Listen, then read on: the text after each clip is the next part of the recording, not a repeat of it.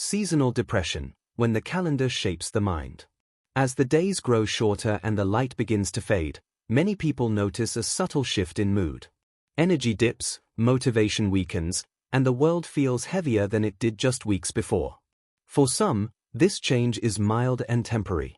For others, it becomes something more serious, seasonal depression, clinically known as seasonal affective disorder, or SAD. Though often spoken about casually, seasonal depression sits at the intersection of biology, environment, and modern life. Seasonal depression is most commonly associated with autumn and winter, particularly in countries at higher latitudes such as the UK.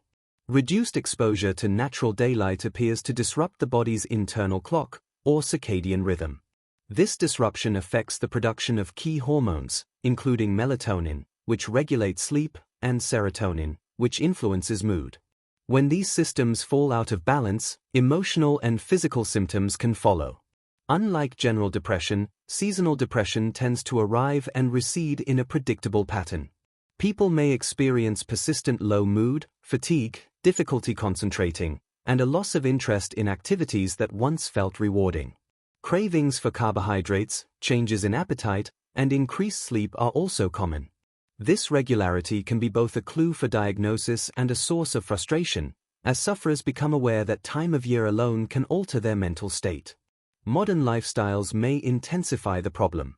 Many people now spend most of their days indoors, under artificial lighting that cannot fully replicate the intensity of sunlight. Remote work, screen-heavy routines, and reduced physical movement can further limit daylight exposure. In this sense, seasonal depression is not only a medical condition, but also a reflection of how contemporary life separates us from natural rhythms. Treatment approaches tend to focus on restoring balance rather than eliminating symptoms entirely. Light therapy, which involves daily exposure to bright artificial light, has become one of the most widely recommended interventions. Psychotherapy, particularly cognitive behavioral therapy, helps individuals recognize and manage seasonal patterns in thinking and behavior. In some cases, medication may also play a role, especially when symptoms are severe. Importantly, seasonal depression challenges the idea that mental health exists independently of environment. It reminds us that human psychology is deeply responsive to light, climate, and routine, factors our ancestors experienced far more directly.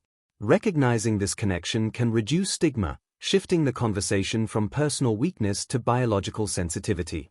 As awareness grows, seasonal depression is increasingly discussed in workplaces, schools, and public health campaigns. While it may return with each winter, it does not have to arrive unchallenged. Understanding its causes and acknowledging its impact is a first step toward adapting, not just our treatments, but our expectations of ourselves when the seasons change.